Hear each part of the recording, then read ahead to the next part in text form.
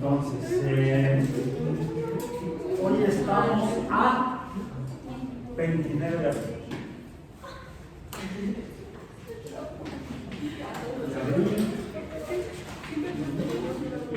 De 2024, física biológica, semana 9. Nos quedan esta y otras dos para clase, para revisar los temas. Voy a continuar con el tema de la semana pasada, la semana 8. ¿Cuál fue el tema de la semana pasada? Electricidad.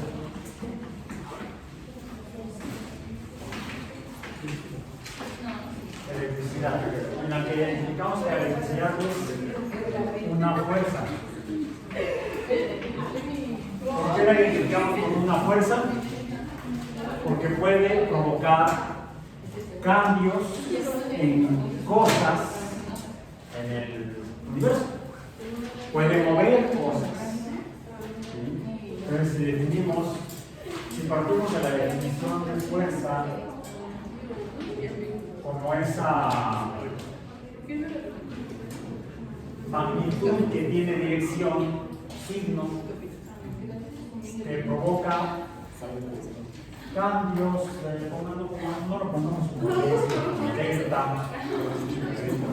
como delta,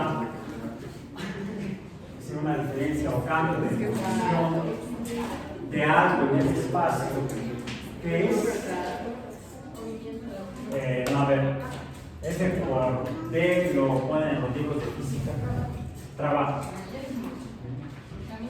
Trabajo, dijimos que, bueno, de hecho esta cantidad delta X también tiene es un número que tiene también signo o dirección.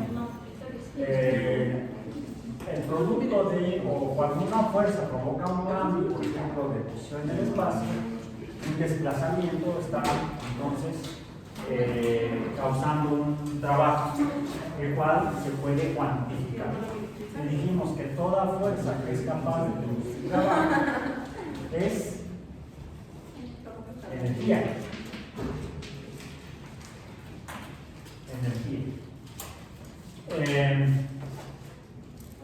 En términos físicos simples, puede ser simple, energía significa o es cualquier cosa en el universo que provoca un cambio de algo en el universo. Toda fuerza que es capaz de producir un cambio, algún tipo de cambio en el universo, es entonces energía. En el sentido estricto del movimiento de una masa que cambia su posición en el espacio por la acción de algo más, sería la parte de la física que nos permite conocer esto, es el primer campo del conocimiento de la física que revisamos en el curso, que es la mecánica. Define entonces lo que sería la energía mecánica, la energía de movimiento. La energía de movimiento la causan fuerzas como la fuerza de gravedad, whatever that means. Pero causa que los objetos, las cosas se muevan. Es la fuerza de gravedad. Pero la electricidad, la fuerza de gravedad, F sub índice G, solemos ponerla como que mayúscula, F sub índice mayúscula, se define como lo que causa interacción entre la masa de la materia. La materia tiene masa, es una cantidad que podemos determinar en lo que existe en el universo, M1 por N2. Pero también depende de qué tan cerca o qué tan lejos están esas masas. Si están cerca, la fuerza es grande, a esa la podemos llamar R, pero no en forma lineal, sino de segundo orden, cuadrático. Por cierto, aquí suelen poner otra R con un bonito, que esto es un factor vectorial. Se relaciona con esta flecha. Y este cociente de este producto entre este denominador debe ser multiplicado por un coeficiente de proporcionalidad de la constante universal G, determinada por Lord Cavendish. ¿Cómo lo habrá hecho? ¿Cómo obtuvo esta G? Hizo un experimento en el cual necesitaba conocer o calcular G a partir de medir cantidades. ¿Cómo lo hizo? ¿Cómo puedo calcular esta G a partir de esta ecuación que había planteado antes Newton en los principios matemáticos de la filosofía natural? Despejando. No despejando el balón. En inglés se llama fútbol. Estamos en inglés ves. Newton. Cavendish. ¿Cómo hacemos ese despeje matemático, algebraico? Ustedes no sería inglés, sería el álgebra alimentado, ¿sabes? Entonces, ¿cómo queda? La fuerza de gravedad, F es índice G, flechita, por el cuadrado del radio, entre el producto de las masas, M1 por M2 por esta aquí abajo, la R gorda. ¿Ya está? Entonces, así le hizo Lord Cavendish.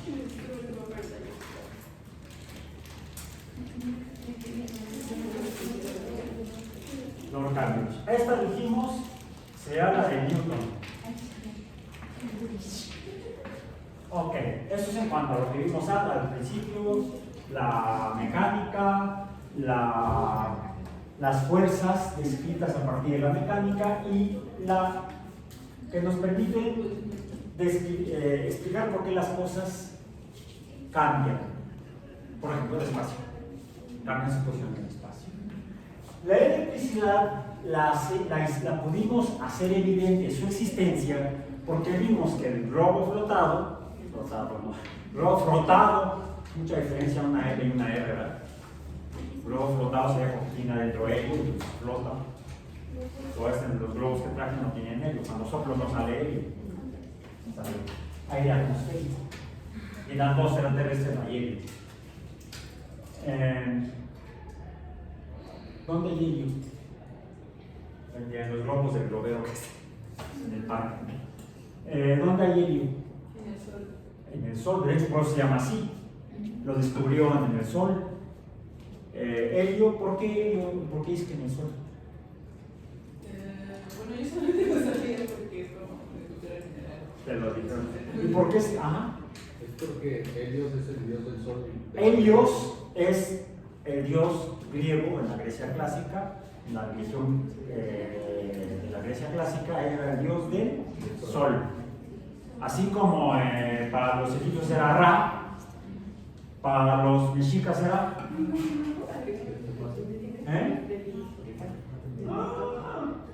¿Cómo andamos de cultura local? Tonatiuh, muy bien.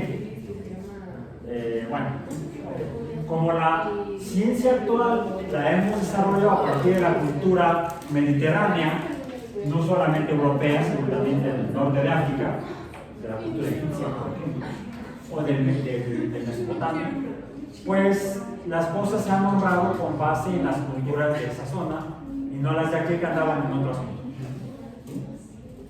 Y luego cuando llegaban aquellos para acá, en lugar de incorporar esa cultura, como hicieron los romanos cuando conquistaban a los griegos, los romanos invadieron la península del Peloponeso, que es donde se desarrollaban las ciudades-estado griegas, los invaden, los conquistan, y como ya te conquisté, ahora voy a hacer con tu cultura mi cultura. En lugar de imponer los romanos su cultura a los griegos, los romanos tomaban la cultura de los griegos y la incorporaban a su cultura. Por eso, en lugar de llamarle al planeta, a la estrella más brillante del cielo nocturno, que no es una estrella, es un planeta, no le llamamos ¿cómo se llama? No, es blanca, no roja. Le llamamos Venus. En cambio, el nombre griego de Venus era Afrodita. ¿Sí? Al que pensaste tú fue al que los romanos llamaron Marte y para los griegos era Hades. No, Ares. No, Hades era el otro, ¿no? Que sale con la llamita azul en el del inframundo.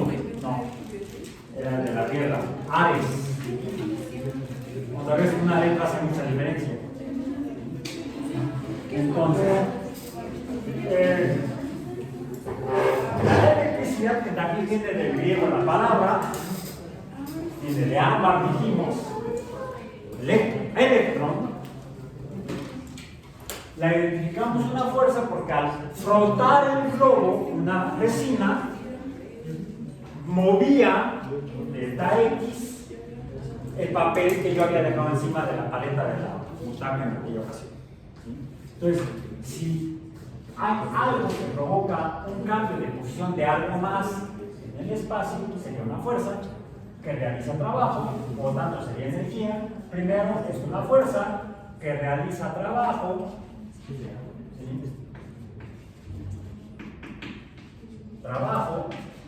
ergo, otra palabra en griego,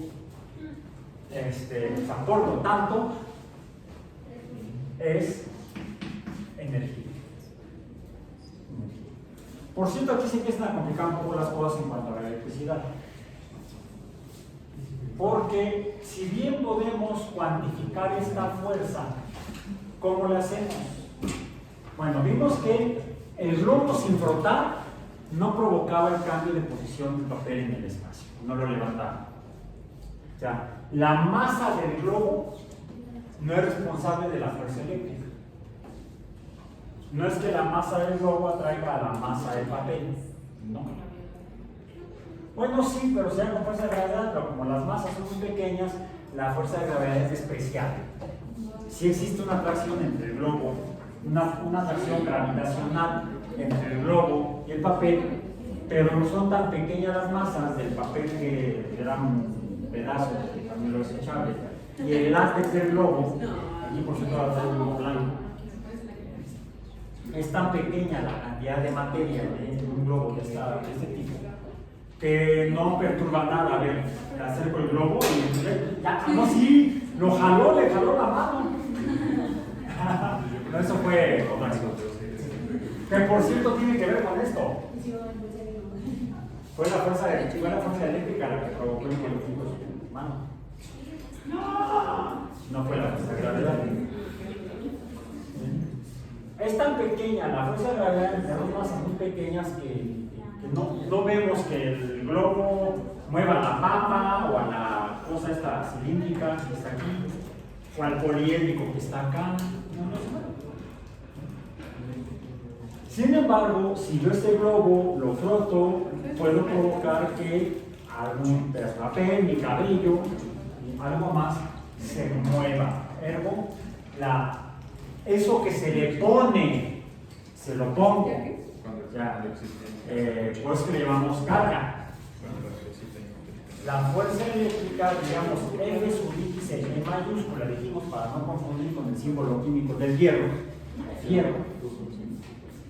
Entonces, desde la dirección, podemos calcularla cuando medimos cuánto le ponemos al globo a látex, carga negativa. ¿Sí? Que atrae al papel, así como se puede pegar en la superficie vítrea el ladrillo. Vimos aquí que primero en una clase en verde, luego en la última clase un anaranjado.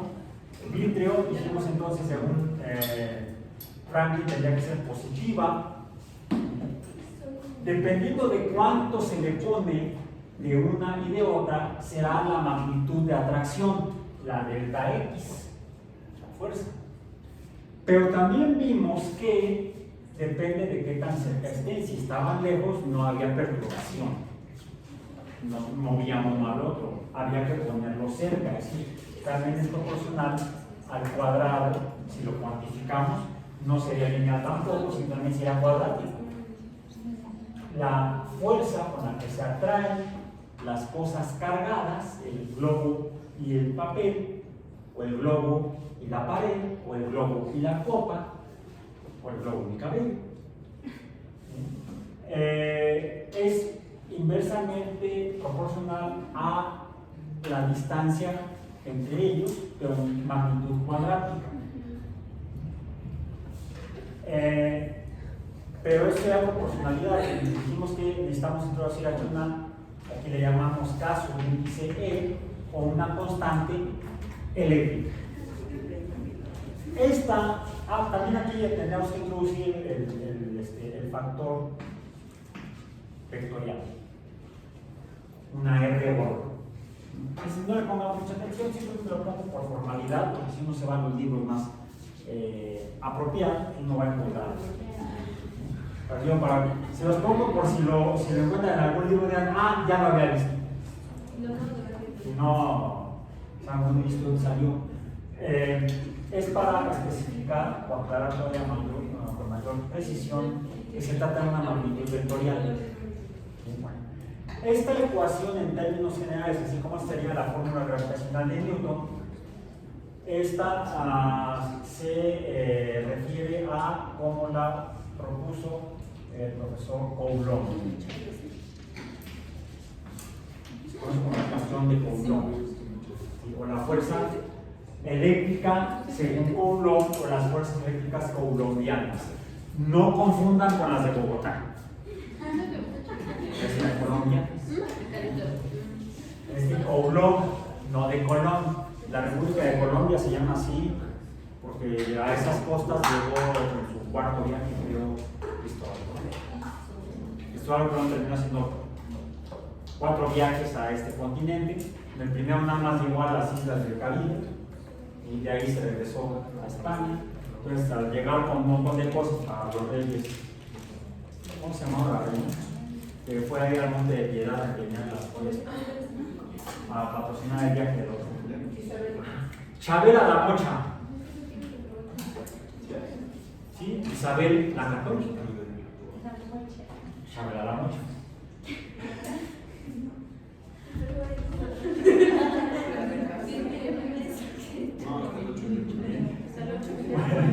Ok.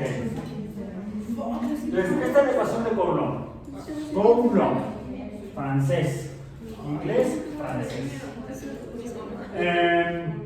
Entonces aquí vemos la participación de más de personas de diferentes continentes. El nombre de las cargas, de positivo y negativo, no se le debe a Robin el vaquero, sino a, dijimos, Benjamin Franklin. Que por cierto, no sé si conoció a Coulomb, no recuerdo, no creo que fue en siglos diferentes, pero hubo una relación entre Franklin y varios electricistas franceses, cuando Franklin se fue como embajador de los Estados Unidos de las 13 colonias a Francia. Entonces, los electricistas trabajaban en varios países, en varias naciones de la región, y algunas también eran naciones, las 13 colonias eran naciones, la colonia, no eran 13 colonias dependientes de la corona británica. Pero hubo entonces gente interesada en la electricidad en las Islas Británicas, en el territorio francés, en el Reino de Francia entonces, en la península itálica. De ahí que si relacionamos la fuerza eléctrica específicamente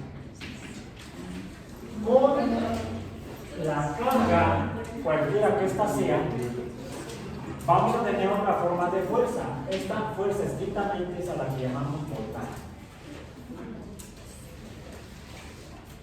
Es la fuerza entre la carga, es decir, la fuerza proporcionalmente a la carga. La fuerza de cada carga, podríamos decir. ¿Sí? La fuerza se compone de cargas. Bueno, cada carga también, por per se, cada una de ellas tiene un poco de fuerza. Okay. Y esto es lo que estrictamente llamamos fuerza. Como esto sería más o menos equivalente a decir que el borrador, cuando está aquí, cae a una velocidad final determinada debido a la altura y cómo fue aumentando la velocidad como fue cayendo, y que es diferente a que se lo dejo caer desde acá.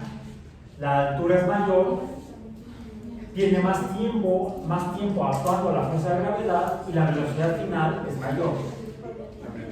Por lo tanto, la energía que finalmente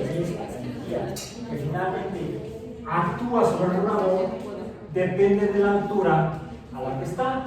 A esa altura decimos que es en mecánica, esta distancia, vamos a decir, entre las masas, es lo que nombramos previamente como la energía potencial, la energía gravitacional potencial. Mayor energía gravitacional potencial puede hacer que caiga más y a una velocidad mayor al llegar al piso. Menor energía potencial, menor trabajo, porque la distancia es más pequeña. ¿Sí? Mayor distancia, mayor trabajo, mayor energía, menor distancia, menor trabajo, menor energía. Mayor energía potencial, menor energía potencial. Si nos referimos a la fuerza dependiente de cuántas cargas hay, sean positivas o negativas, y así lo ponemos cuando no estamos especificando cuál de las dos es, esta no será totalmente esta energía, sino una parte de cada una de ellas, y esto es a lo que llamamos entonces energía potencial o voltaje. El voltaje estrictamente no es la fuerza colombiana, yo sería la fuerza italiana, no, ¿por qué le llamamos voltaje?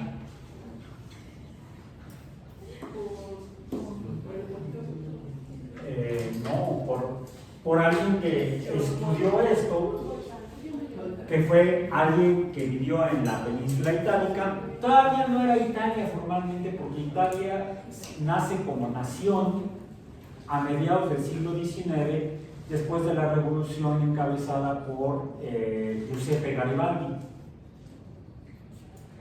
o en español José Garibaldi. No era ningún mariachi que tocaba en la casa. Curiosamente, cuando vienen turistas a México, ¿a dónde los llevan? Dos lugares son inevitables. Teotihuacán, no, bueno, o sea, es que no todos, algunos sí, depende de qué tan devotos, si son personas devotas o son personas de tenis. Yo soy de tenis, no de devotos.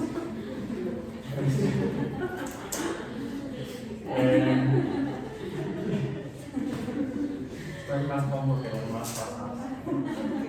Bueno, de alguna manera tengo que sacar el estrés que tuve toda esta semana. Bueno, entonces, sí, las personas que tienen apego a la religión católica, principalmente cristianos católicos, más que evangelistas, luteranos, o ¿qué será arqueologistas, o de muchas otras denominaciones cristianas, sí suelen llevarlos a la Basílica de Guadalupe a ver la estampilla postal de San. Así decía un tío cuando inauguraron la basílica esa, que de cuando la estaban construyendo me vieron incluso cómo iba a quedar, y dijeron, la carpa de circo. ¿Cómo no es una carpa de circo? Ojo, y lo decía un tío mío que era arquitecto, que fue maestro del que diseñó la basílica. Pedro Ramírez Vázquez fue el que diseñó la basílica, el arquitecto que diseñó la basílica, y mi tío había sido su maestro. Y dijo, es que yo no sé qué hizo Pedrito, esa carpa de circo. La basílica. Y decía mi tío, pues, que le criticaba esa cosa que la gente va a ver y ahora, pues está tan lejos que parece que están aquí apostando. Entonces, otro lugar al que los llevan es a Teotihuacán. Teotihuacán es otro lugar inevitable. Idol de K-pop que viene a México va a parar a Teotihuacán. Quienes nos siguen pueden atestiguar. Bueno, eso me lo dijo mi hija. También ha sido K-popera. Antes era K-popera,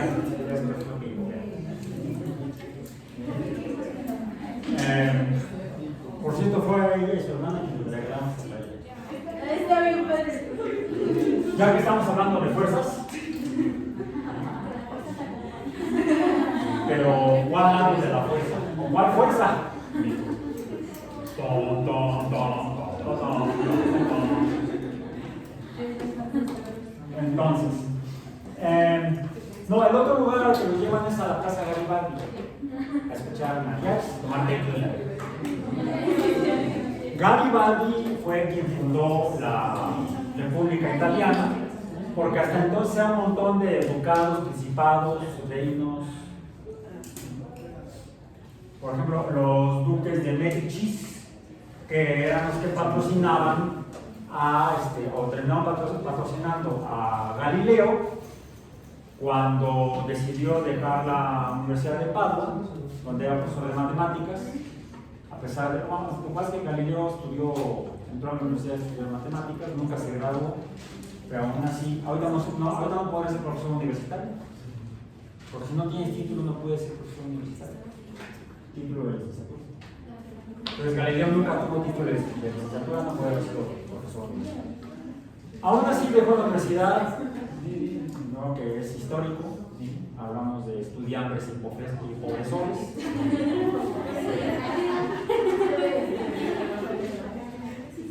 Estudiantes y profesores. Entonces sale de la universidad y lo patrocinan los duques de Médicis en sus investigaciones, sobre todo a partir del desarrollo del anteojo que llamó él, como ya mencionamos previamente. Entonces, no, en lo que ahora es la península, bueno, siempre ha sido la península de la República Italiana, trabajó Alessandro Volta. Alessandro Volta, quien se dio cuenta que cuando apilaba monedas, ya antes había hecho un experimento accidental, otro médico paisano de Volta, Giuseppe, bueno, es un nombre muy común allá, Giuseppe. Como aquí todo el mundo se llama José, bueno, menos yo. Me llamo José. Aunque luego hay cada cosa, ese que si no se llama José se llama María, que sí, niña. Bueno, también hay hombres que se llaman María, ¿no? José María. Y si es niña, se llama María José. Ya, inventen. Buscan otro nombre. Algo así me pasó también cuando. Confieso, soy ateo, pero la familia es católica. Entonces hubo que bautizar a las hijas. Sí, con el protocolo familiar. Y cuando llegamos a la parroquia, ahí con el fulanito que tenía como. Yo pensé que era un caballero Jedi. No, era el fray sacerdote de la parroquia. La verdad es que además era café, su vestimenta, como la de el maestro de Anakin, de Luke, después. ¿Quién fue? Obi-Wan Kenobi. También es café, ¿no? Yo pensé que era un caballero Jedi como Obi-Wan Kenobi. No, pasa que eran franciscanos. Y el hábito de los franciscanos es pastear. No digo, el hábito de los franciscanos es café. De los dominicos debe ser amarillo, ¿no? No los tratan los dominicos, ¿no? Ah, no, los de la orden católica de los dominicos, con todo respeto a mi querido amigo y colega Pablo, un compañero de la secundaria, no ordenándose de dominico. Ya después dejó los hábitos, dejó el alcohol, dejó el cigarro, no, los otros hábitos también. O sea, nunca fumó y nunca ha fumado y nunca, no, sí tomaba vino de consagrado. Sí. Es negro el hábito de los dominicos. Entonces, cada orden tiene su forma de vestir. Hay que vestir con orden, más bien de acuerdo a la orden. No sé. Luego dice mi hija que parece que mi clase, en lugar de clase, que sí parece un stand-up show. Me falta el micrófono.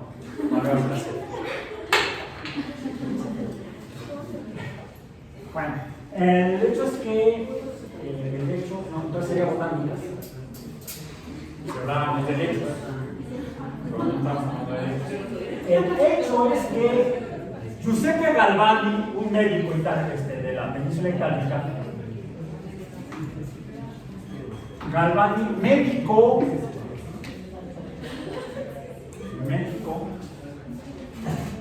ya terminé la anécdota de los franciscanos. Fue por el nombre de Giuseppe, José y Pepe, pues íbamos a bautizar a la hija y pregunta el padre, ¿qué nombre va a llevar la niña? Se va a llamar así, en griego y árabe. Sí, griego y árabe. ¿Quién es más? Uno es griego y otro es árabe. Y que agarra el agua bendita y me hace ¡atrás, Satanás, demonio! Casi me exorciza.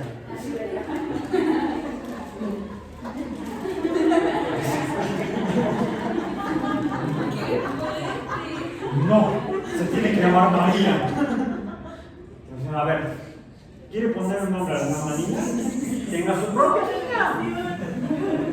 Además, con la historia que tiene por ahí, bueno, yo mejor guardemos estos dos silencios. Regresemos a Galvani ahora sí.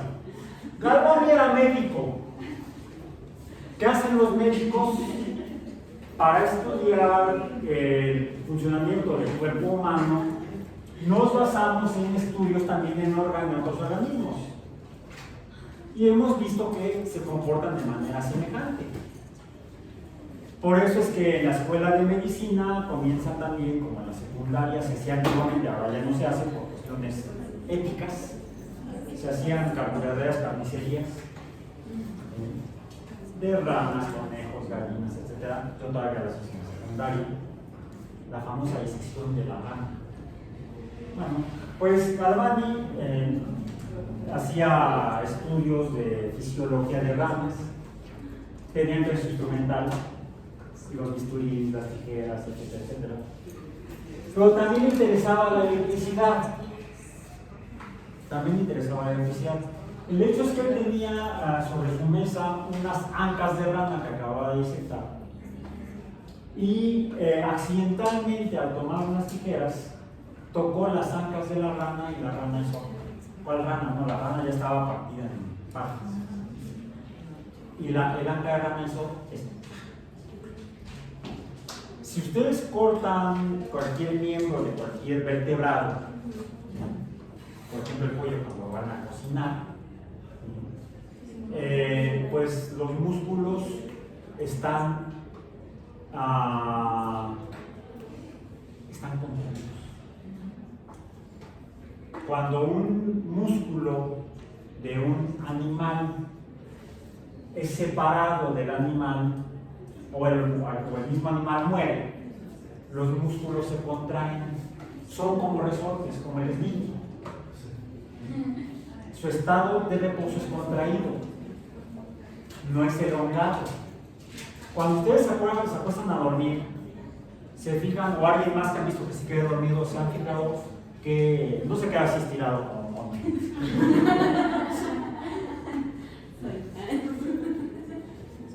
nos contraemos. Cuando estamos relajados, nuestros músculos se contraen, no se alargan o elongan. Para alargarse o elongarse, como el slinky, hay que aplicar una fuerza para provocar un cambio en la distancia, en la longitud. Los resortes slinky nos pueden explicar mecánicamente cómo funcionan los músculos en los animales. Podemos decir que los músculos son sistemas que tienen movimiento como el de los slinkies, que es de ondas longitudinales. Como un músculo es de alguna manera empujado, estimulado para que actúe, se alarga, no se acorta.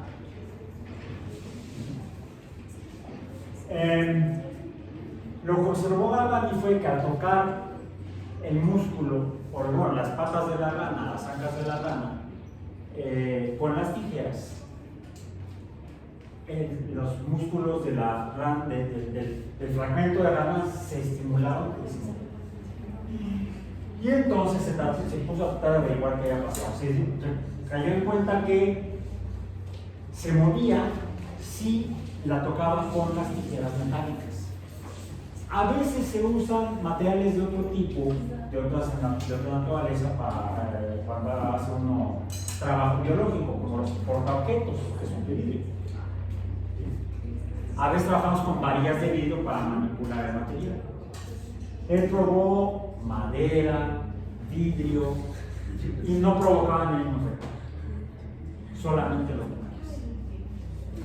Contra lo que uno podría imaginar. Incluso el látex tampoco provocaba nada.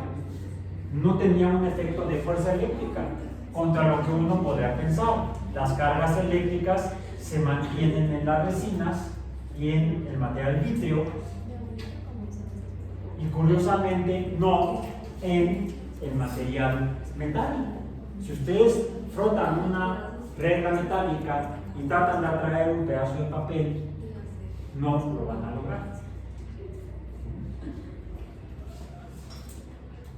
Es decir, como que los metales se comportan diferente a las resinas y a los vidrios. Pero también vimos, cuando hicimos el dibujo de esta fuerza, que las cargas negativas provocaban unión del globo a la pared vítrea, pero que el globo terminaba cayendo, lo que haría suponer que las cargas negativas que estaban cargadas o pegadas del látex de alguna manera estaban desapareciendo. No, se tendría que estar yendo a algún otro lado. Es como en el álgebra. Ya ven que cuando ponen, por ejemplo, si pusiéramos f subíndice e entre f subíndice e, ¿cómo dicen en álgebra? Se van. No se van a ningún lado. Esto es igual a la unidad. Es 1. No se va a ningún lado. En el caso de las cargas, sí se van. Las cargas negativas se van hacia el lado positivo, y si pudieran, las cargas positivas se irían hacia el lado negativo, porque se están atrayendo por esta fuerza dependiendo de la distancia. Las cargas sí se pueden mover, es por eso que hablamos de la corriente eléctrica.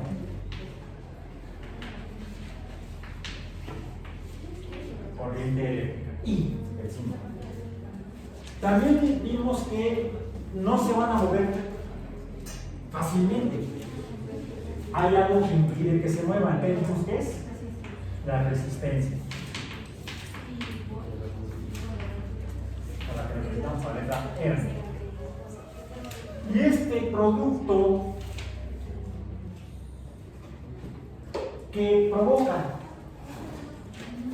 el voltaje es la resistencia por la corriente.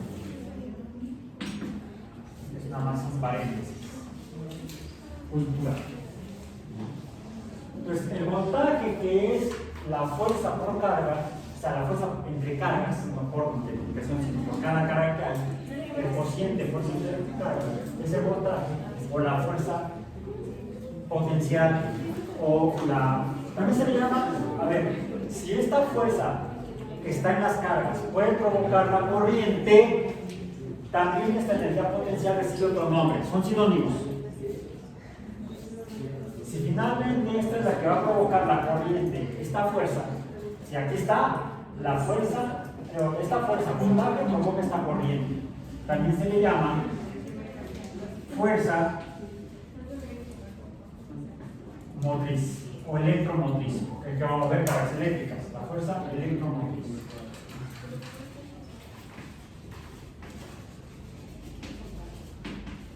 La fuerza que mueve las cargas eléctricas, el voltaje. Ok. Esa fuerza electromotriz resulta que la podemos medir con un medidor de fuerzas electromotrices. Bueno, si vamos a medir fuerza electromotriz será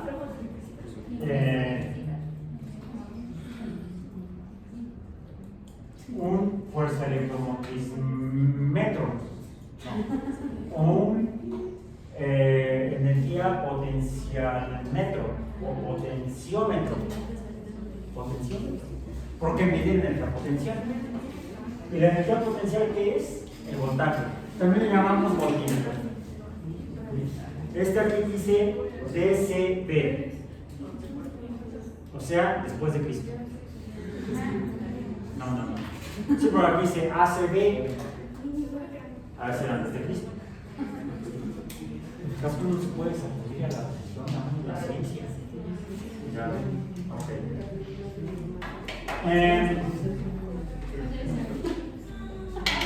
Yo puedo medir entonces la fuerza electromotriz entre la carga positiva y la carga negativa de algo que tenga cargas negativas y cargas positivas. Y aquí tengo uno que dice más es positivo, menos es negativo, como te decía Agustín. Y dice aquí, ni madres.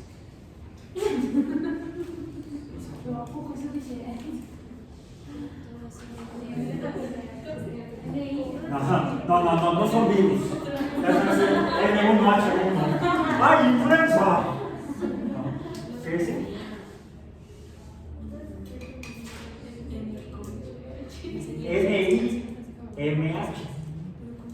NIMH. Porque esto tiene níquel, metal. Y M no sé qué más será. Cycle Energy. Rechargable.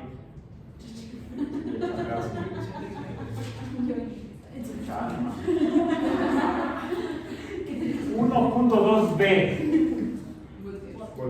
Si no creo que sea 5 romano.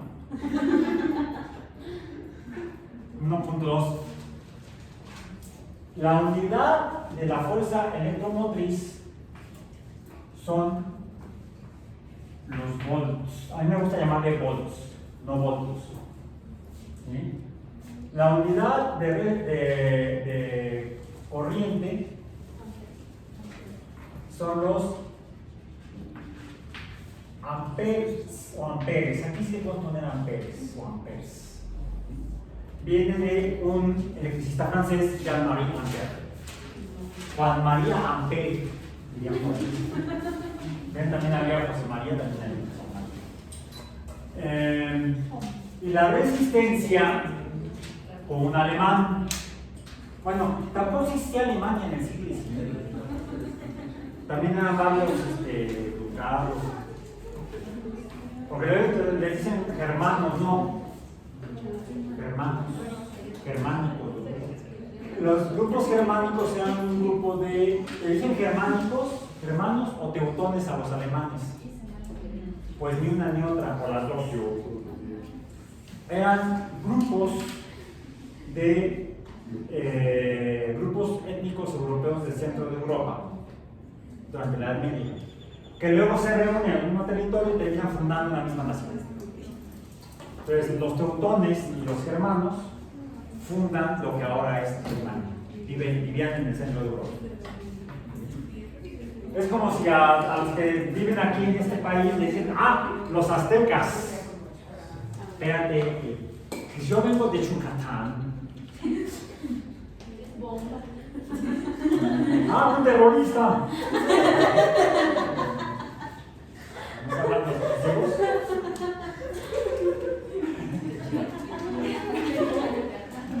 Es que ya están acostumbrados a las grandes explosiones. Pregunta a los dinosaurios. Pues sí, Chicxulub.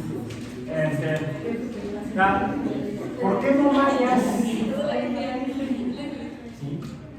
O toltecas, o olmecas, teotihuacanos, mijes, mijas. Una gran cantidad de grupos étnicos diferentes, ¿sí?, se reunieron para formar una nación, pero o sea, igual ha sucedido en otros lugares del país. Entonces, después de este breve diálogo geográfico, histórico, cultural, continuamos con la resistencia.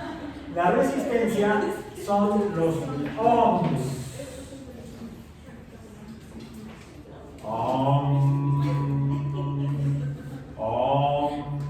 ¿Cuánta resistencia?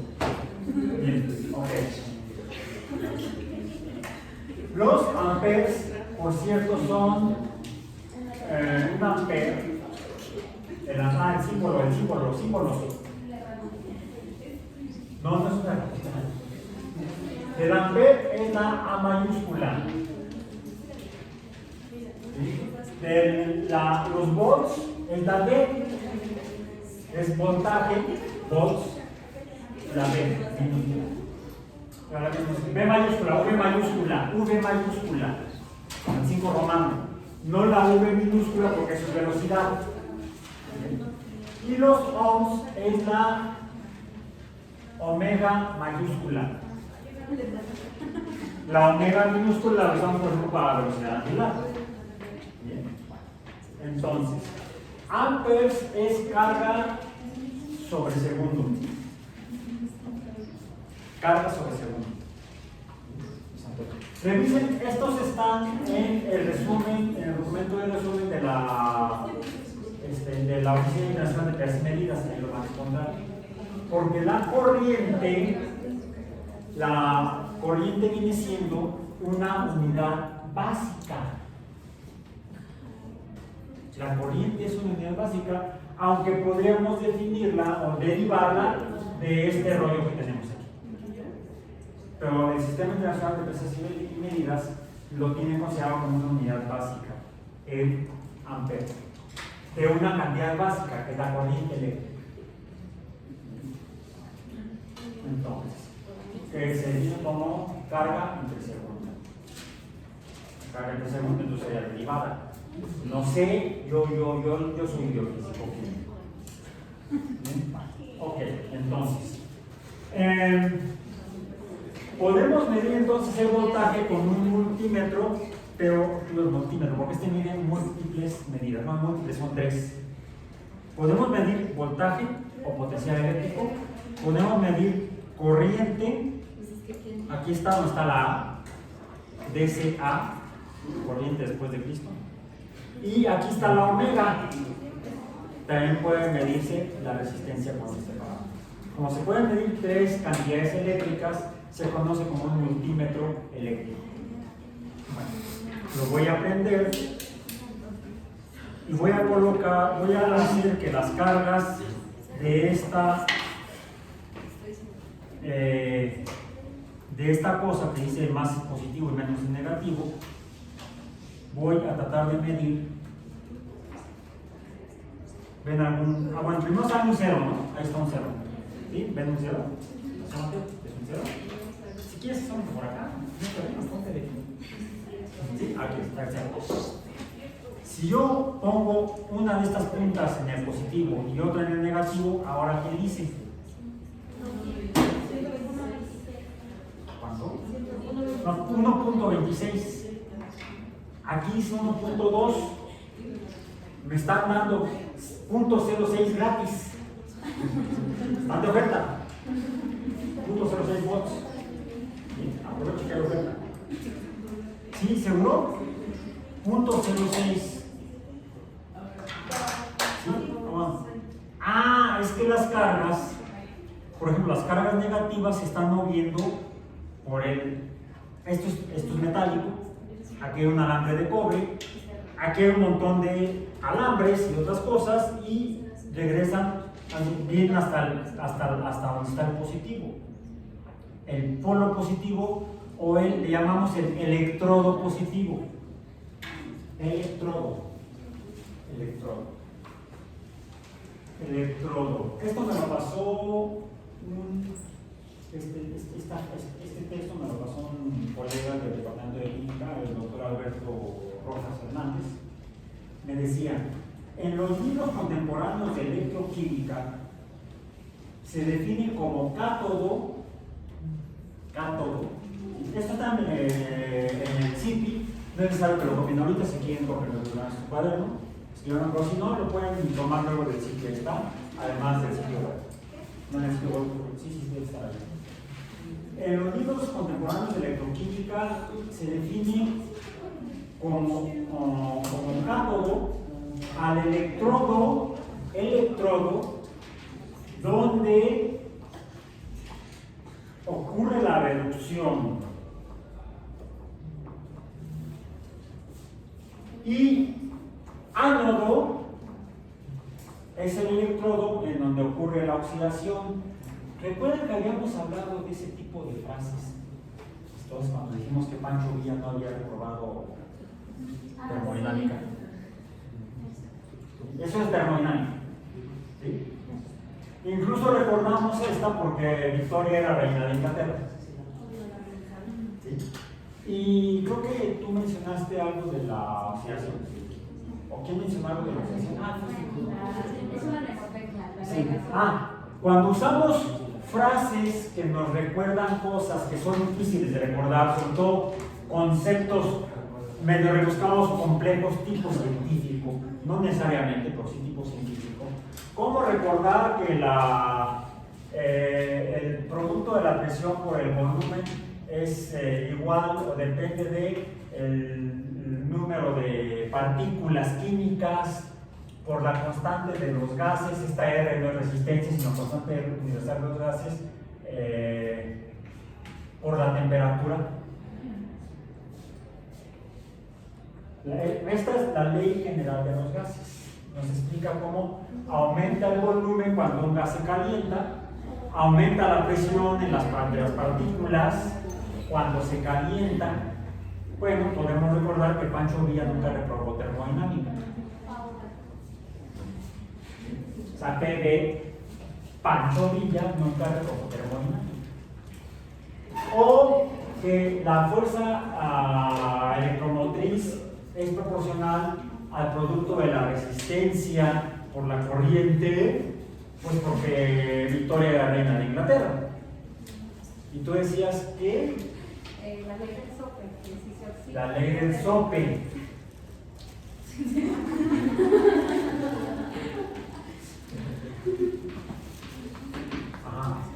Si se oxida, pierde electrones.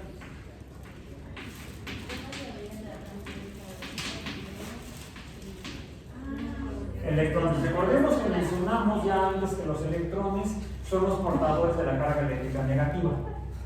¿Sí? Los podemos representar así, con una E, supraíndice E. En minúscula, supraíndice barra o carga negativa. Si se oxida, pierde electrones. ¿Por qué la ley del sope? Se oxida, pierde electrones. Sope. No se hace sope para que se pueda subir. Ok. Yo les comenté que a mí me costó, yo siempre me hacía burlas cuando estudiaba química desde la secundaria. Recuerdo que el profesor de química en la secundaria, el propósito era de Aguascalientes. De Aguascalientes se llamaba Rubén Muñoz. Todavía me acuerdo de su nombre completo y estaba, hagan de cuenta que lo estoy viendo ahorita. Tenía un bigotote así tipo Pancho. Se llamaba Rubén Muñoz Romo.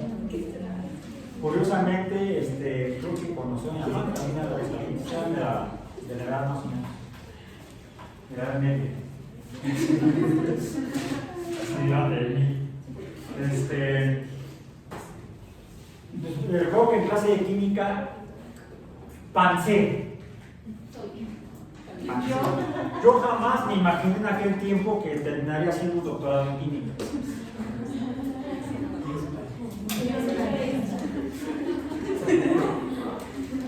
Bueno, entonces,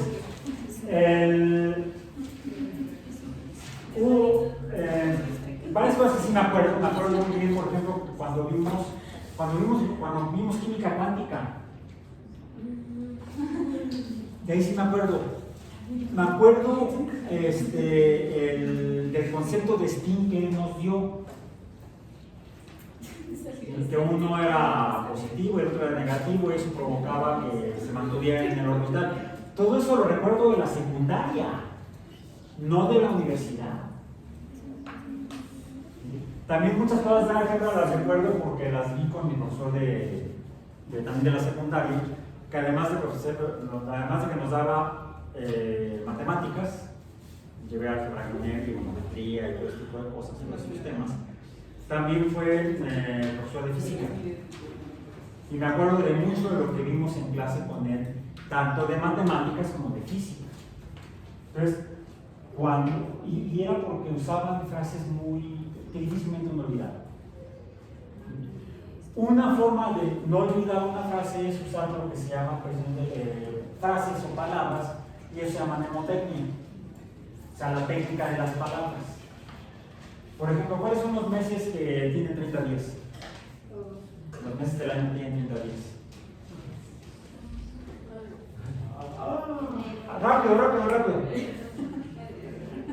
Abril, junio, septiembre y noviembre.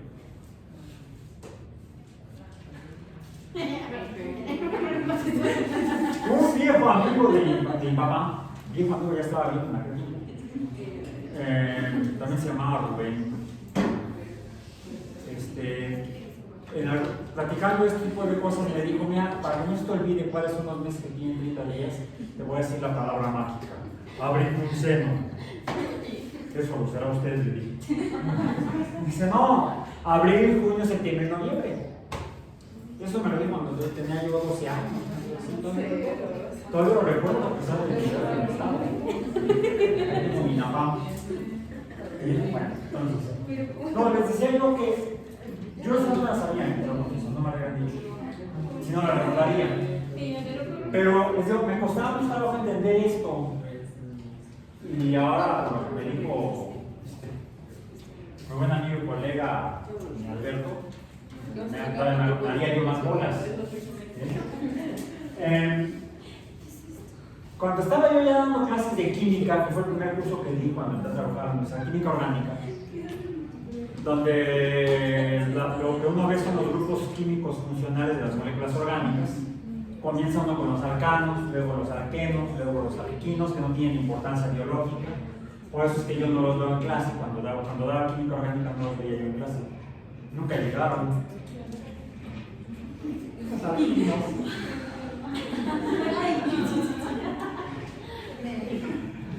No, lo sacaba yo del programa del temario.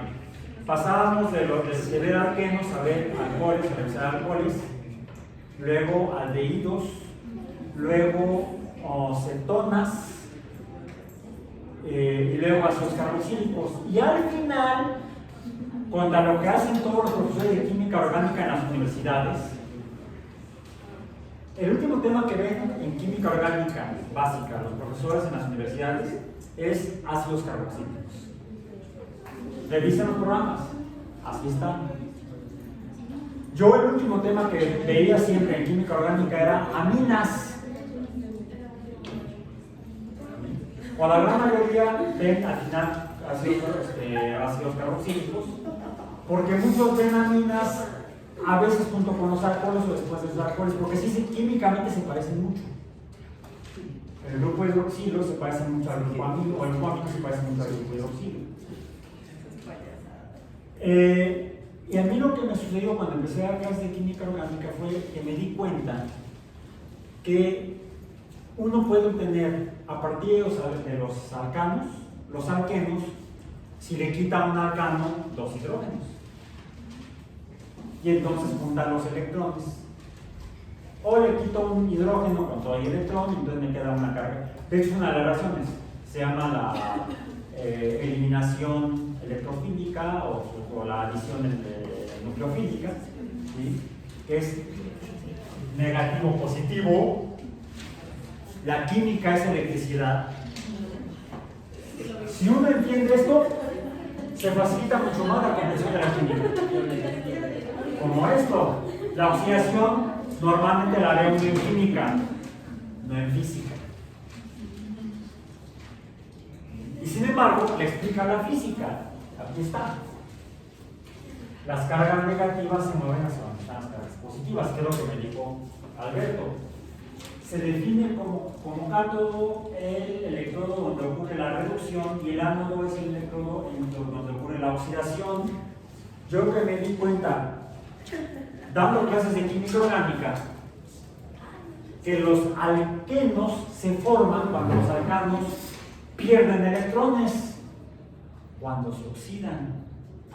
Y cuando los alquenos están en presencia, por ejemplo, del oxígeno del agua, se oxidan y forman alcoholes por hidratación, se dice en química orgánica. En electricidad diríamos por oxidación, porque el alqueno está perdiendo electrones.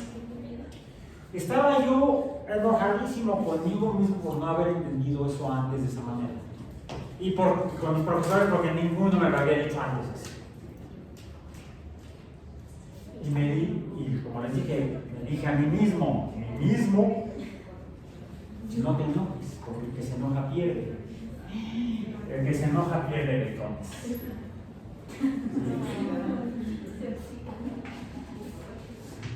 No es el que se enoja, es el que se oxida. Pierde electrones. El que se oxida pierde electrones. Entonces, cualquiera de estas dos funciona para recordarlo. La ley del sople, o el sople de mí que no la conocía, y por eso me enojé, pero eso me sirvió para entender que el que se oxida no es el que se enoja, es el que pierde electrones. Entonces, el que pierde electrones se llama ánodo. El ánodo es el electrodo en donde ocurre la oxidación, o sea, el que está perdiendo los electrones. El globo sería el ánodo. Y el vidrio sería el cátodo. En el cátodo, ¿qué hay? Cargas positivas. En el cátodo hay cargas positivas. Por eso es que a las partículas o a las cosas que tienen carga positiva les decimos catión o cationes. Mientras que a las cosas que tienen cargas negativas les llamamos anión o aniones. Entonces, en el cátodo están los cationes, en el ánodo están los aniones, según los libros de química o electroquímica, más bien electroquímica o de electricidad más recientes, porque en los libros más antiguos está al revés. Sí. Cuando yo estudié, cuando yo era joven, cuando yo estudié electricidad, en mis cursos de física y electroquímica y biofísica, ¿sabes cuántas cosas? Hace 40 años, digo, entré a estudiar la licenciatura en 1979 y terminé en 1983. Eso fue la licenciatura. Hace 41 años que terminé la carrera. 40 porque fue en diciembre del 83. 40 meses. Y en junio del 84 entré a trabajar a la universidad y al año siguiente entré a la maestría, en el 85. Bien. O no fue en el 84, no me acuerdo, era yo muy joven. El hecho es que cuando estudié yo esto se consideraba al revés. Ánodo era a donde viajaban los aniones y cátodo era hacia donde viajaban los cationes. No, pinches electroquímicos. Decidieron cambiar el nombre. Bueno, con todo respeto a mi amigo Alberto. Pero me actualizó. Y me dijo eso. Esto a veces se contradice con la definición de cátodo como polo negativo, al cual son atraídos los cationes, y de ánodo como polo positivo, al cual son atraídos los aniones. Entonces, eso es lo del pasado. Revisen esta nota como está en el sitio, por favor, para que no se hagan tantas cosas, no hagan sopas. Finalmente, cuando hablamos de cargas negativas, el portador de la carga negativa es el electrón, el cual debe estar formando a la materia. Cuando en una partícula de materia esa carga se nota, ese electrón se está manifestando eléctricamente, le llamamos anión. Y entonces hablamos de partículas aniónicas o de compuestos aniónicos. Y los que han perdido el electrón ahora manifiestan una carga positiva. Y hablamos de partículas catiónicas o de compuestos catiónicos, compuestos químicos catiónicos. Bien. Diferentes elementos químicos y diferentes compuestos químicos pueden manifestar una, la otra, o las dos en momentos diferentes, o a veces las dos al mismo tiempo. Y cuando una partícula pueda tener ambas cargas, le llamaremos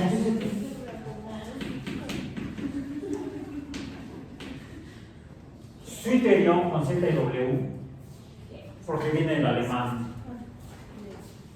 Eso a veces se me olvida, será porque Alzheimer también es alemán. Zwitterion o Zwitterion en alemán. Zwitterion mejor. Bien, bueno. Entonces, las cargas, el hecho es que las cargas positivas y negativas se mueven. Aquí lo que estamos midiendo en el multímetro o voltímetro, estamos midiendo el movimiento de las cargas negativas. Se están moviendo del polo negativo hacia el polo positivo. Me está marcando 1.26 volts o voltios. No me gusta llamarle mucho voltios, sino volts, porque luego así les dicen allá en el del otro lado del charco. Voltios, como Santa Laura. ¿Cómo se llama su canal? Datublo. Y no sé qué, realmente usa la palabra pues voltios. A esto dicen amperes, no me dicen amperios. Y a esto dicen ohmios. Oh Dios, oh my Lord. Bueno, sí, porque soy ateo. Y no digo oh my God, sino digo oh my Lord. Ya hago más caso a mi cara. Ok. Fíjense lo que voy a hacer. El negro está en el positivo y el rojo está en el negativo. Y marca 1.26. Ahora voy a poner el rojo en el positivo y el negro en el negativo. ¿Y ahora qué dice? Menos 1.26. Es decir, la fuerza electromotriz o energía potencial no ha cambiado. Es la misma diferencia. Es como si el borrador está acá arriba. Ahí está. Sigue con esa altura. Pero es diferente si yo digo si cae, así digo que si sube. Por ejemplo, cuando rebota. Entonces, ahí me está marcando la dirección del movimiento de las cargas negativas. El signo. La corriente y el voltaje tienen dirección. Son cantidades vectoriales, lo que vamos a demostrar experimentalmente. Aquí tengo otra igual, también de animales, ¿no es cierto? Níquel. Esto quería haberlo hecho el viernes, pero ya ven lo que pasó, porque en el aula de laboratorio tenemos una tabla periódica. ¿Sí la han visto? Bueno. No salgan sin ella, tráiganse su tabla periódica, la vamos a necesitar. ¿Okay? Bien. Porque finalmente, a ver, voy a poner otra vez el negro en el positivo Voy a juntar las dos pilas. Así, nariz con colita.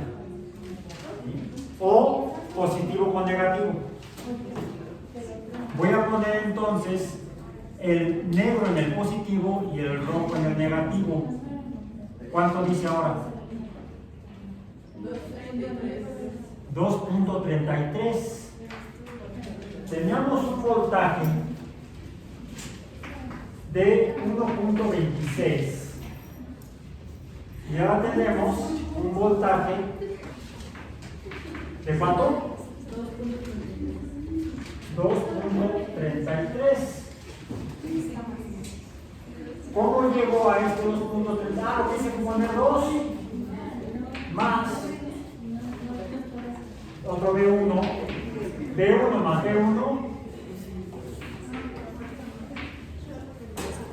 ¿Cuánto da? 6 más 6, 12. Llevamos 1. 2 más 2, 4 más 1, 5. 1 más 1, 2. 2.52. Se parece. Se parece. Pero es como cuando dejaba de caer la pelota, es más seguro que tengo la pelota. No la dejo,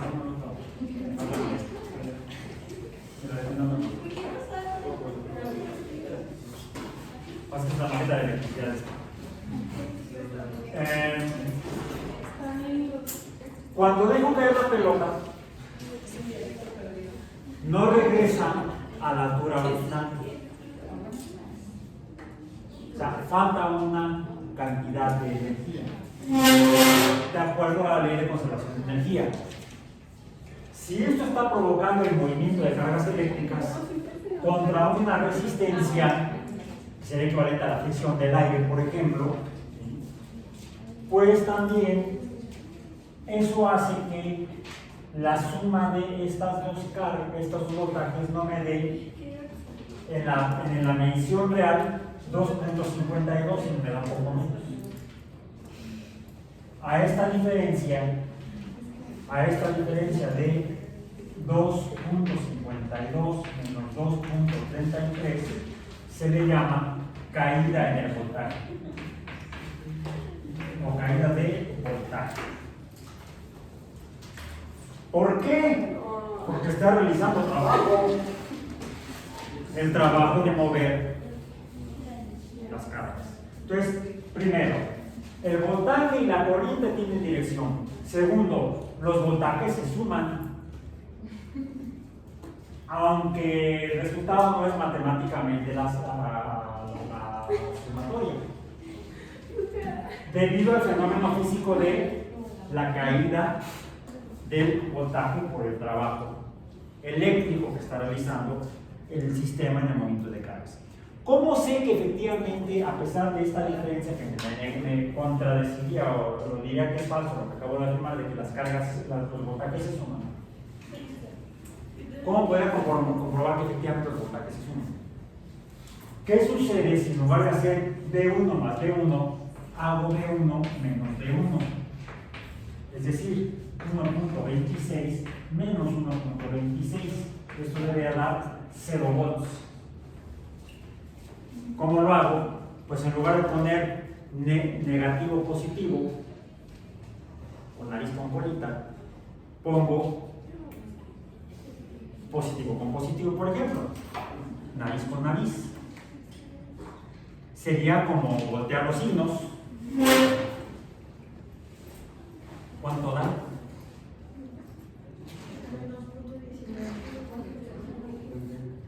Casi 0. Hay una pequeña diferencia entre cada una de estas dos cosas, que es la que se nos está manifestando aquí. Otra vez, me dio aproximadamente, en el experimento me dio aproximadamente 0.16, y además negativo. 0.16 negativo. Me está diciendo incluso cuál tendrá un poco más de voltaje que la otra. Fíjense, aunque la medición me daría, vamos a medir cada una de las dos por separado. Esta me da un voltaje de ¿cuánto? 1.26 y la otra debería dar un voltaje un poco diferente. 1.07. 1.07. Si hay diferencia entre las dos, es esta diferencia que estamos mostrando. Acabo de confirmar que los voltajes es uno. Si le cambio el signo, se convertirá en una resta y obtendré el valor de la resta. Diferentes sistemas de cosas que se oxiden o que se reduzcan. A ver, si el cátodo está perdiendo las cargas negativas, se está oxidando. Pero el ánodo no se olvida tan fácilmente lo que uno aprendió hace mucho tiempo, bien desafortunadamente. Es una triste realidad de la ciencia. El conocimiento va poniéndose a prueba, se van descubriendo cosas nuevas y entonces el conocimiento cambia. Hace 500 años la gente, los matemáticos, los astrónomos o astrólogos estaban convencidos de que la Tierra era el centro del universo, lo mencionamos al principio del curso. ¿Por qué? Porque es lo que veían y hasta lo medían con precisión, incluso para predecir los movimientos y las posiciones de los astros que veían. Podían hacer predicciones altamente precisas y verificables, pero vivían en parte en el error, porque hace 500 años un matemático y astrólogo o astrónomo propuso, retomando lo que otro astrónomo, matemático griego, Aristarco de Samos, propuso hace 2500 años y nadie le hizo caso, pensamos que estaba cucu, que la Tierra se movía alrededor del Sol. Le dijeron, no, estás cucu, nadie siente que la Tierra se mueva. Hace 500 años, Nicolás Copérnico, en el norte de Europa, en lo que ahora es Polonia, y también en el norte se llamaba Polonia, esa sí existía hace 500 años, Polonia. Él afirmó lo mismo que Aristarco y propuso un modelo matemático geométrico que luego se verificó a partir de las observaciones de Galileo cuando descubrió los satélites girando alrededor de Júpiter, y mediciones y experimentos posteriores confirmaron la hipótesis de Copérnico. Hubo un cambio en la descripción que hacían entonces los astrólogos, matemáticos o astrónomos de cómo funciona el universo. El conocimiento científico se va corrigiendo a sí mismo cuando encuentra que hay cosas que describe de manera diferente, porque la experiencia nos lo muestra. El experimento lo debe demostrar un bioquímico del siglo pasado, final de la segunda mitad del siglo pasado, Ephraim Racker, decía: una bella hipótesis destruida por un horroroso dato experimental. Esa es la verdad de la ciencia.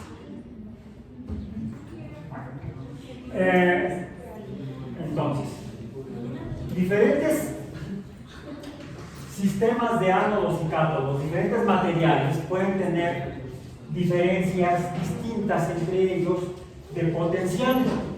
Por ejemplo, esta dice aquí 9V, 9 volts. El negro dijimos que iba en el positivo, ¿sí verdad? Negro positivo, rojo negativo. ¿Cuánto dice? ¿Cuánto? Me están regalando .41 volts. También sale recto.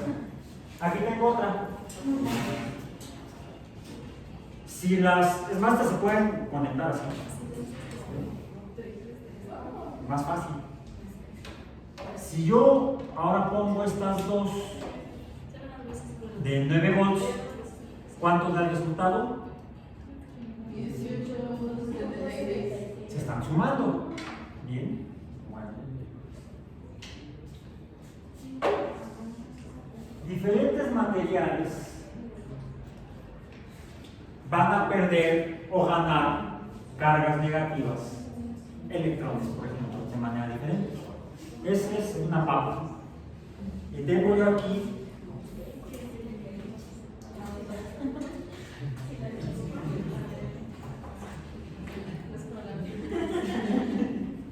un fragmento de alambre de cobre y un clavo de hierro. Un clavo de hierro. Son elementos químicos diferentes. Voy a poner el clavo a mi izquierda, el cobre a mi derecha, y voy a poner el negro que estaba en positivo en el hierro y el rojo que estaba en el negativo en el cobre. ¿Cuánto da? Negativo. ¿Quiere decir que debería tenerlo yo al revés? Positivo es el cobre y negativo es el hierro. Ahora sí. Es decir, los electrones estarían yendo del hierro hacia el cobre. ¿Cómo está en la tabla periódica? ¿Cuál está a la derecha y cuál está a la izquierda?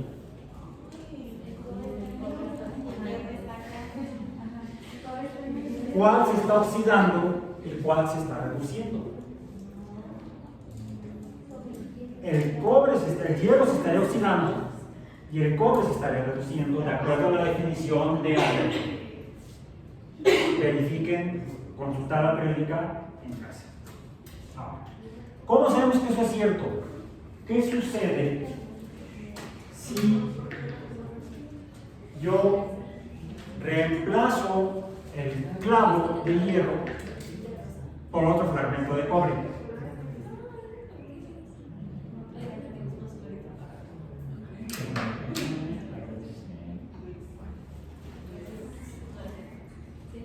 Cobre, cobre.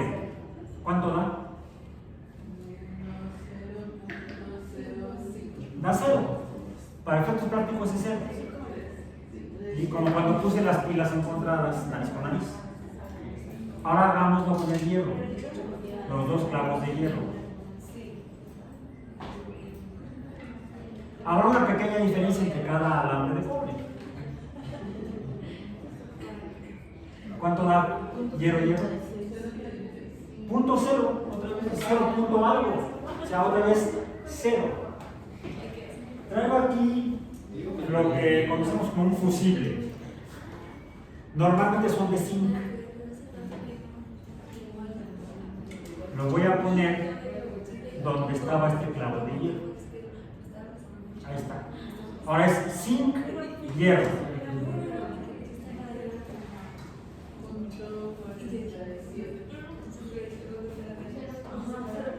Da casi medio volt. Da casi medio volt. Ahora voy a poner zinc, cobre.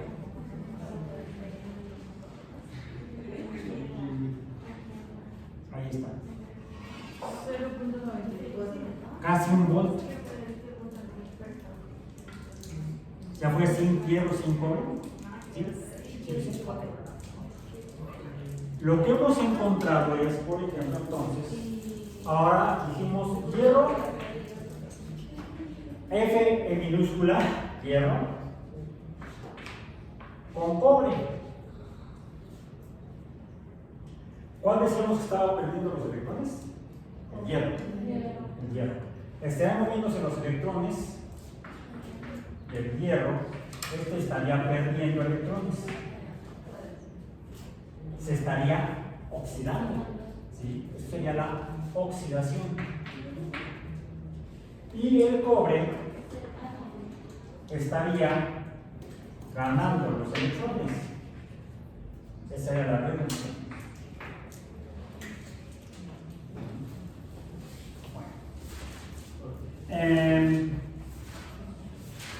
Ya no me voy a dar tiempo de hacerlo. Pero hagan el experimento en casa, si hagan en casa, consíganse un multímetro, estos incluso se conocen como multímetros escolares. No son muy caros, venden hasta en el supermercado. Si quieren, háganlo por equipos.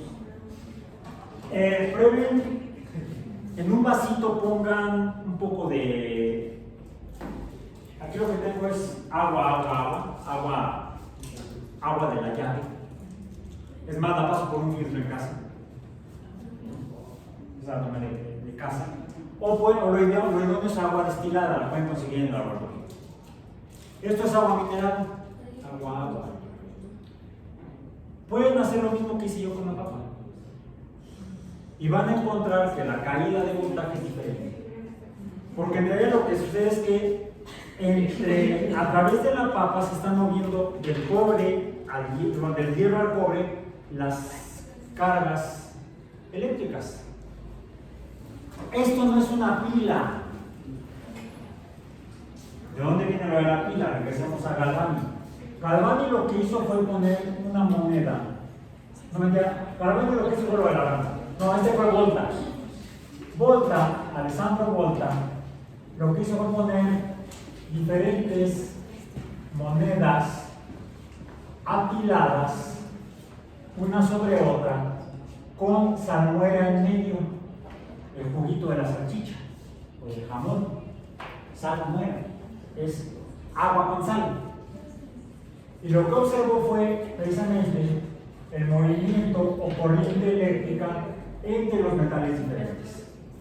Mientras más monedas tenía, mayor era la fuerza electromotriz o voltaje. De ahí que así diseñó Alessandro Volta la primera pila, porque eran monedas apiladas. Una pila eléctrica o una pila de Volta. Quiero terminar ahorita, si se puede, con dos rápidos experimentos. Uno es, tengo aquí, espero que salga, necesito no sino necesito un par de alambres de cordones metálicos. Aquí lo que tengo son minas de grafito para plumonio. Voy a tomar un extremo de la mina de un lado y otro extremo de la mina con este. Ok, ahí está. A ver si sale porque no siempre sale. Y ahora voy a colocar, voy a hacer que las cargas eléctricas de la pila de 9 volts pasen a través de el carbón del grafito, que es igual al carbón del látex del globo. Vamos a ver qué sucede cuando pongo esto ahí. Voy a ver si se produce algo. Coloqué un cerillo encima de la mina.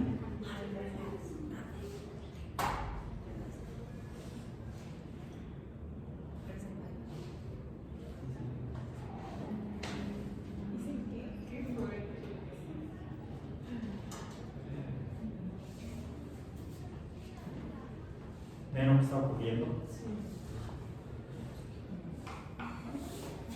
Está saliendo humito. Aunque todavía no es suficiente el calor para encender el fósforo. Quizás si aumentara yo la fuerza electromotriz, energía o fuerza, podría lograr el trabajo eléctrico suficiente para que aún provoque trabajo químico de oxidar el fósforo y encenderlo. Eso es la prueba de que es una prueba de que está produciendo ese trabajo. Recordemos que en termodinámica vimos que el trabajo produce calor. El trabajo mecánico produce calor. El trabajo eléctrico. Así funcionan las planchas. Por cierto, no planché en pantalones. Dije que ahora lo que hacen hacer a mi estilo, o sea, con arrugas. Esto es electricidad, son propiedades eléctricas de la materia de diferentes materiales. Y cierro con una última actividad, espero que salga. Ups, aquí está. Trabajo una brújula. Una brújula, las brújulas dicen que las inventaron los chinos. Sí, los chinos sí, no lo inventaron, lo copiaron. Porque también en Grecia también observaron este fenómeno no de las brújulas, pero sí conocieron el material con el que los chinos hicieron las brújulas. Es más, el nombre se lo dieron los griegos, el nombre que conocemos lo traemos de los griegos, que es ellos lo observaban principalmente algunas rocas que obtenían de la región de Magnesia, en Grecia. De ahí que ese material, magnesia, de ahí venga el fenómeno que hace que una brújula, la aguja de una brújula, se oriente hacia el polo norte. Aquí me está diciendo que el norte está para allá. Sí, el norte está para allá, porque el edificio nuevo está hacia el sur, de donde estamos nosotros aquí en la unidad. El sol sale por allá, sería el el sol se oculta por aquel lado, oeste, el norte quedaría frente a mí y el sur quedaría a mi estado. La brújula está perfectamente orientada. Voy a tomar esta pila de 9 volts y voy a tomar otra vez los alambres con los caimanes.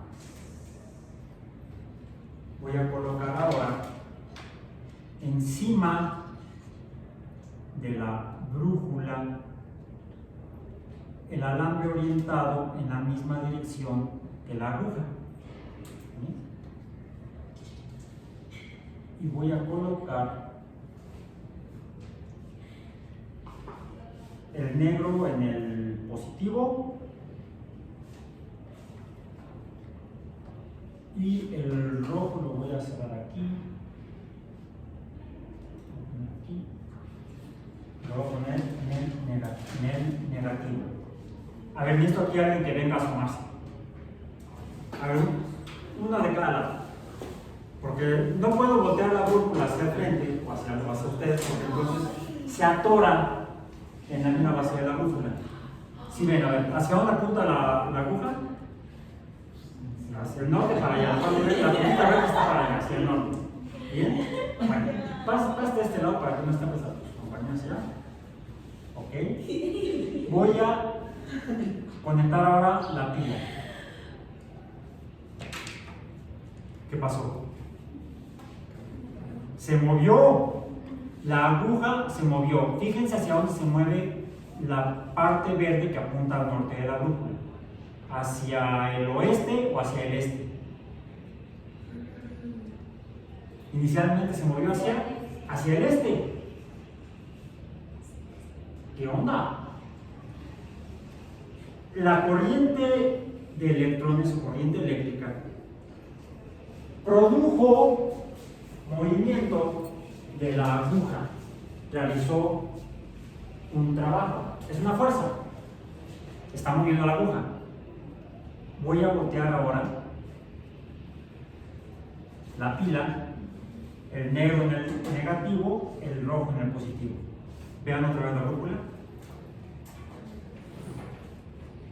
¿Qué pasó? Se movió hacia el oeste. Lo que hice fue cambiar la dirección de la corriente. Y dependiendo de la dirección de la corriente, cambió la orientación de la brújula, de la aguja de la brújula. Dos cosas, gracias.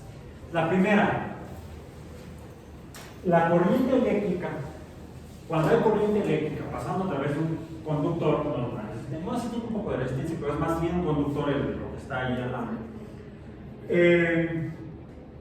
Se está produciendo, mientras no cierre yo el circuito del alambre no tiene nada, no pasa nada, no mueve la aguja. Pero cuando pasa la corriente eléctrica, mueve la aguja, se manifiesta una fuerza que mueve a algo que es un material magnético, o sea, magnético, porque viene de magnesia, donde había unas rocas de hierro que también conocieron en China, que en China lo que hacían es que tomaban esas roquitas, de preferencia que fueran como agujas, o sea, eran picudas, vamos a decir, las colgaban en un hilito y veían que siempre se orientaban en la misma dirección, hacia el norte, un extremo hacia el norte y otro extremo hacia el sur. Fue así como inventaron las primeras brújulas y luego las modificaron. El problema es que las rocas luego están medio chuecas, empezaron a ya hacerlas más en forma de aguja, más como flechitas que apuntaban en una dirección.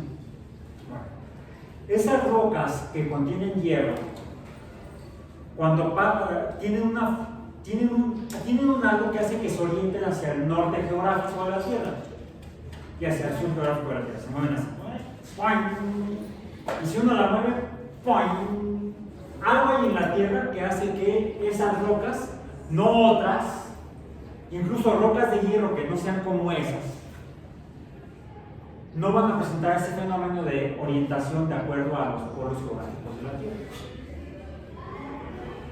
A ese fenómeno de esas rocas que se orientan, en Grecia le llamaron magnetismo. Bueno, esas rocas lo tienen, es natural en esas rocas que tienen hierro. Son óxidos de hierro, por cierto, es hierro oxidado, pero no cualquier hierro oxidado. Presentan esa propiedad de orientarse de acuerdo a lo que son magnéticas, porque se orientan de acuerdo a los polos de la Tierra. Entonces se orientan hacia un polo, hacia otro polo. Si uno las voltea, regresan a la posición original, hacia el norte y hacia el sur. Como si las mismas rocas, en este caso la aguja, tuvieran sus propios polos. Tiene un polo norte y un polo sur y todos los podemos usar para orientarnos en la Tierra. Bueno, siempre que no estemos en algún lugar donde hay una corriente eléctrica, porque la corriente eléctrica mueve a la brújula, a la aguja de la brújula, y la orienta según la corriente eléctrica. Dos cosas. La corriente eléctrica produce magnetismo. Un magnetismo falso, porque no es el de la Tierra. Un magnetismo eléctrico. Y muestra que la dirección de la corriente eléctrica, sea para un sentido o sea en otro, cual sucede, igual se reduce, va a provocar que cambie la dirección o la posición de los polos, no de la Tierra, preocúpense, conecto esto de la Tierra, no, pero sí de la pequeña agujita que tiene sus propios polos. Entonces, si la corriente tiene un sentido, la aguja se orienta en un sentido específico, perpendicular, por cierto. Y en cambio, si le doy la corriente en el sentido opuesto, la aguja se mueve en el sentido opuesto. Hay una regla empírica, no es mnemotecnia, es anatomotecnia, que se conoce como la regla de la mano derecha. Si mi pulgar apunta a la dirección de la corriente eléctrica, el magnetismo va a tener una dirección que señalan los demás dedos de mi mano derecha. Vamos a decir, si la corriente va hacia el pizarrón, vamos a decir al pizarrón blanco, del verde al blanco, el magnetismo en los polos estarían orientados hacia la derecha mía, hacia la pared, como viniendo de la ventana a la pared. Si cambio la dirección de la corriente, ahora para acá, ahora entonces el magnetismo va a cambiar de dirección. Bueno, aquí se ve más bien como un círculo, digamos que como la dirección de las manecillas del reloj. Si la corriente va del pizarrón verde al blanco, el magnetismo estaría moviendo en contra de las manecillas del reloj. Si la corriente viene del blanco al verde, ahora estaría moviéndose de acuerdo al movimiento de las manecillas del verde. Y entonces, esto coincide con el hecho de que todo material magnético tiene también dos polos. Como la Tierra, le podremos llamar un polo norte y un polo sur. Lo demás lo veremos el viernes en nuestra última clase de este semana. Por hoy terminamos. Y las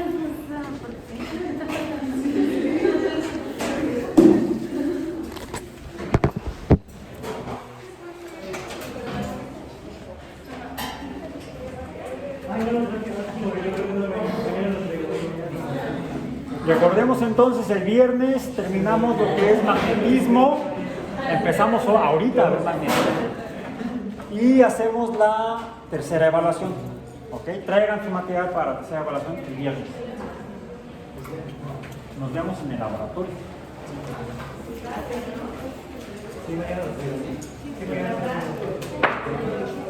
Profe, ¿Qué pasa? nosotros íbamos a repetir el experimento. Ah, también. Sí. A los que se les coció el huevo o se rompió, recuerden traer lo necesario también.